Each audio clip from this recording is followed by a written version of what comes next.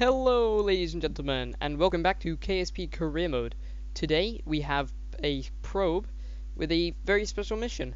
It will be flying into a completely polar orbit and seeing what kind of science bounties we can glean from the North and South Pole.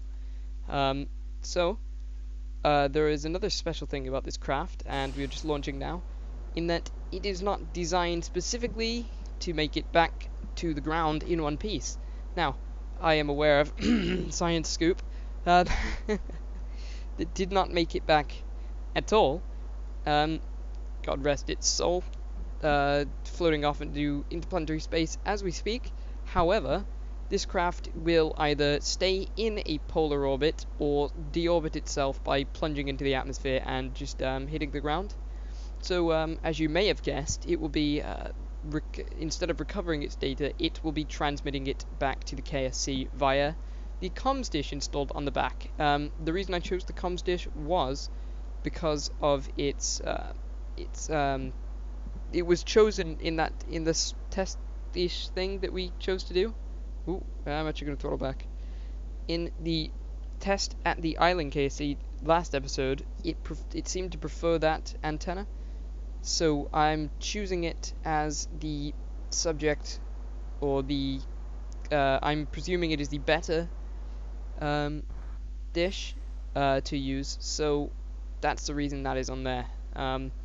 Probably could have gotten away with not explaining that as much, but hey. So 89.90, that's a pretty good. And I'm aware okay, so the thing is, this will look slightly off. However, the thing about it is, I think, oh no, it is actually slightly off. 93 by 32. Come on. 74 by 102.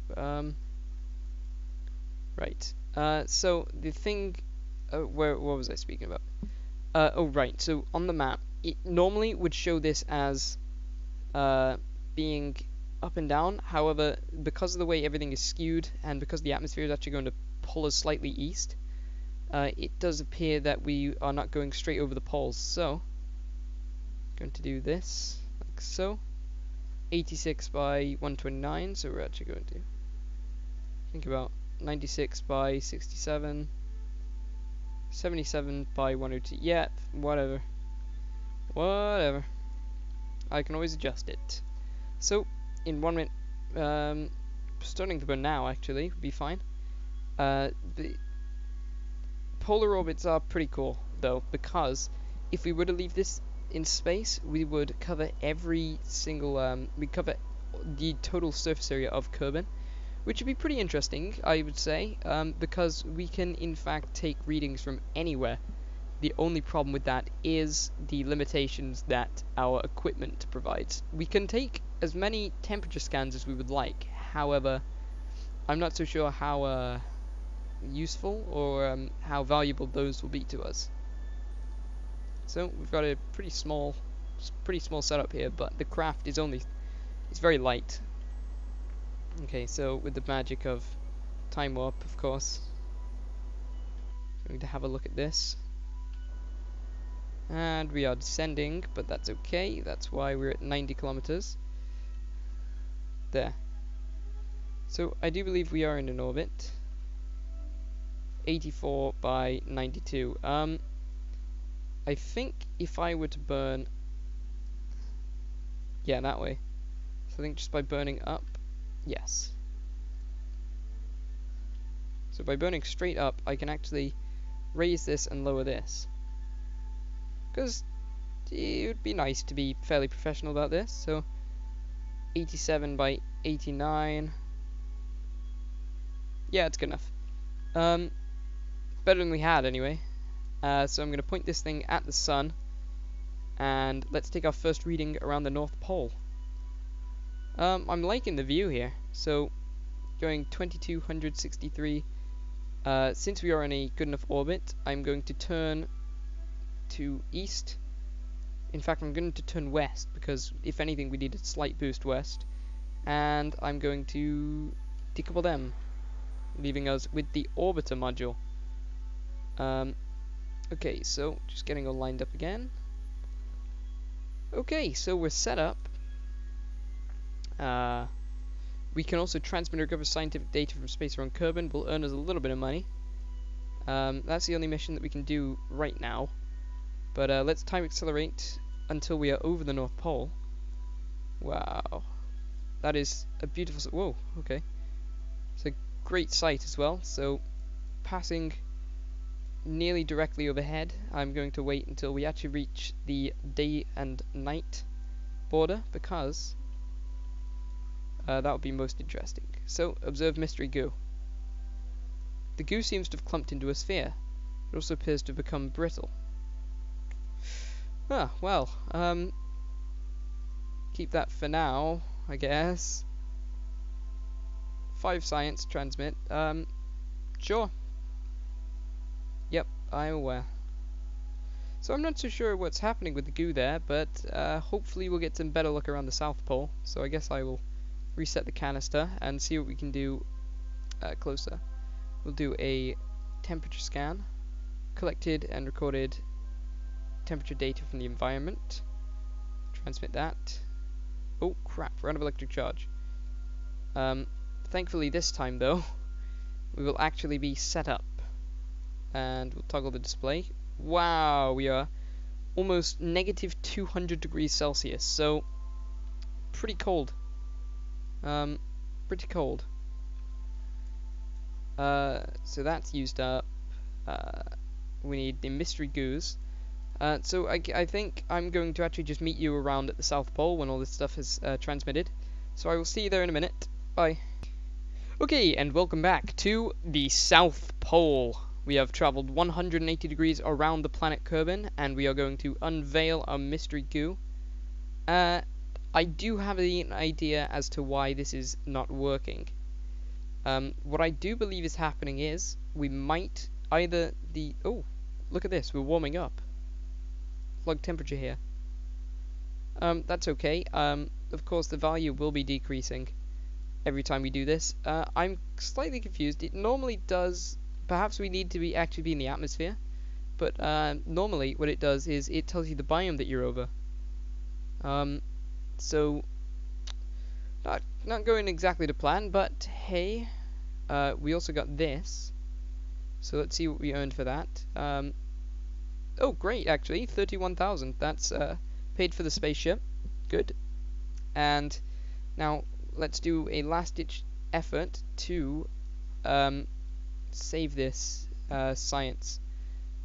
And oh right, yes, that is another thing. Because we're in a polar orbit, we are actually traveling straight upwards while the planet rotates 90 degrees perpendicular axis to us, which means that we'll be coming around.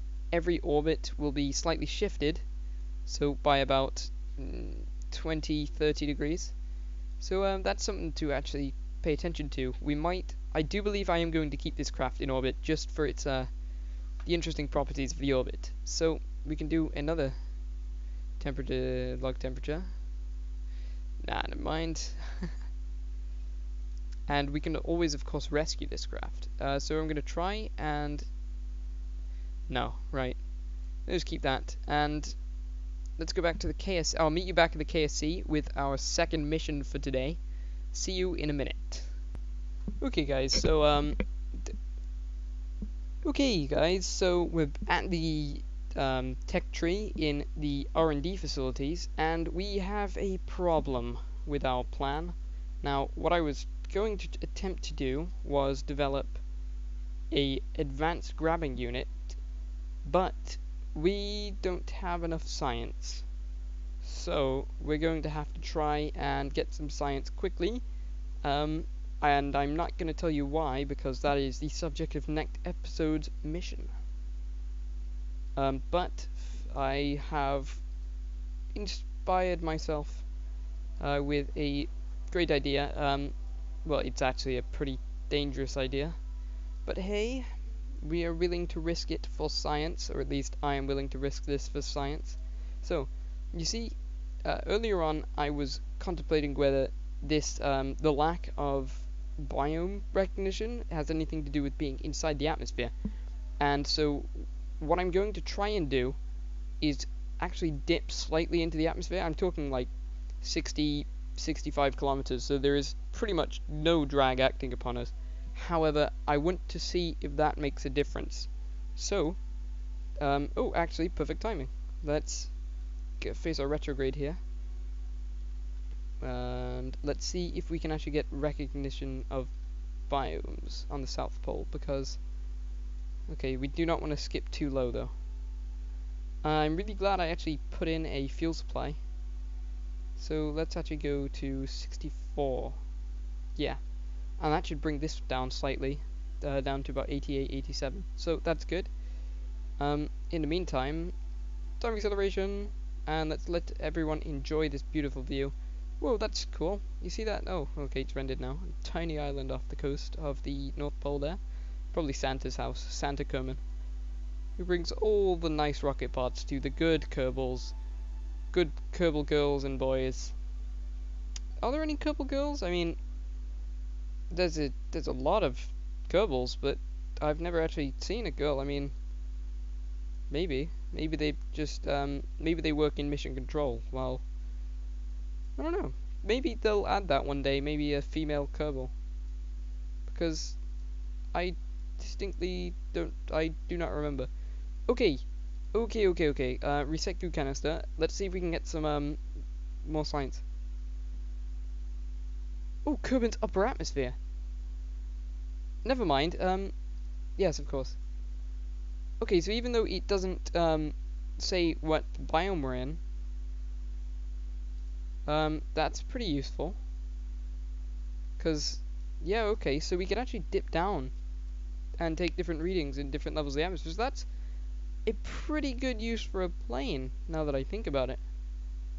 Perhaps it's just not rendering, or it's not just not recognizing that we're actually in an orbit, because that's decreasing slowly.